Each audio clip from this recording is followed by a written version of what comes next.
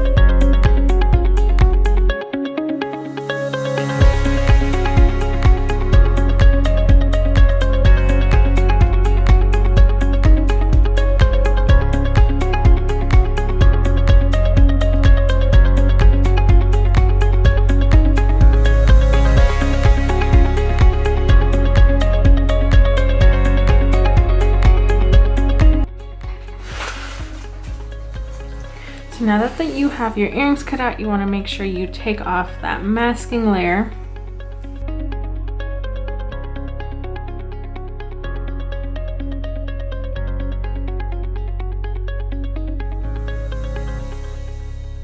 So I'm going to make 2 circle earrings and 2 of these square ones.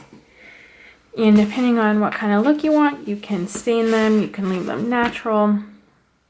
You could even paint them if you wanted to, but I'm gonna stain them. My go-to stain is this dark walnut, and it's been used a lot, so it's dirty, but this is one of my favorite stains.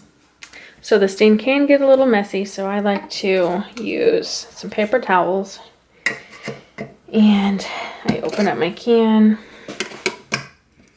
And to apply the stain, I just use a sponge brush. So I dip it, and I just apply a thin layer. You don't need a lot, it goes really far.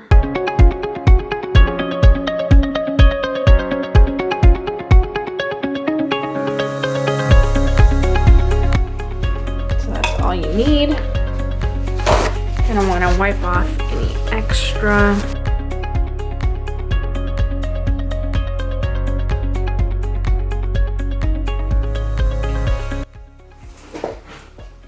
Okay, so now I have my earring blanks stained and cut out, and so I'm gonna use this string, and I call this macrame string. There's a lot of different options for these earrings. So it comes in the skeins, and so I just cut both ends, and that way I have all these pieces that are basically the same size. And so I do 2 at a time. So I will take 2 off, and I will put them in half. So I'll put the ends together and make a loop at one end. So I'll put that loop to the back, and then I will put my other ends through the loop. So it comes up and over, and then through the loop, and then I pull down. And so this is the back side of it. So the front has the little knot on it. And so this end is curled. I'm gonna cut that off at the end so it won't be a problem. And so I just keep doing the same thing. I'll take 2 strings. I'm going to put the ends together. So there's 4 strings at my end. I have my loop. I put my loop underneath. And then I put my ends through the loop.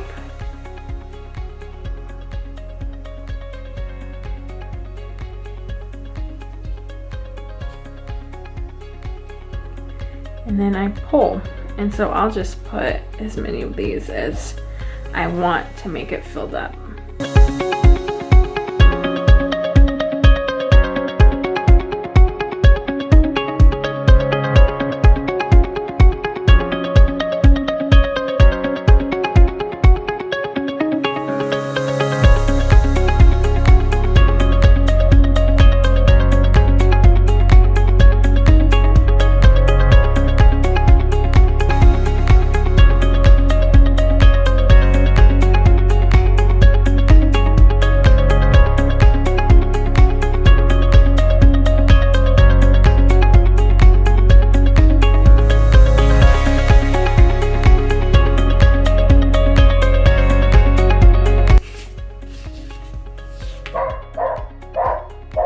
So once you have all your strings on, so I did 6 on this side, 1 in the middle, and then 6 on the other side. I just pull them tight.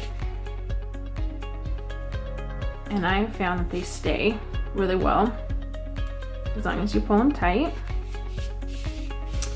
And then I cut it. And so I just cut it straight across. And so it's up to you what kind of length you want. I like it,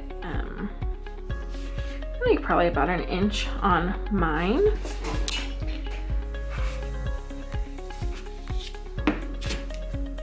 So I just cut it.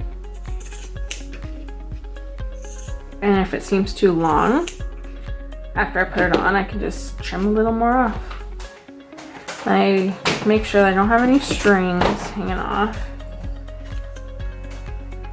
And so once it's straight, I usually just take a little off the ends so it doesn't look too funny.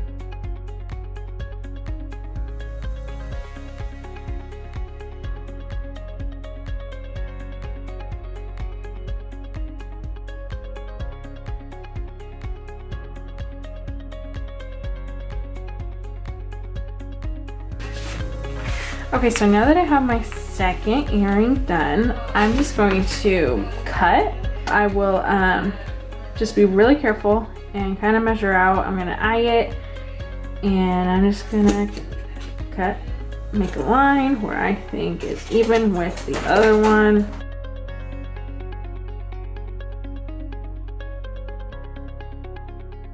Okay, so now that the earrings are ready,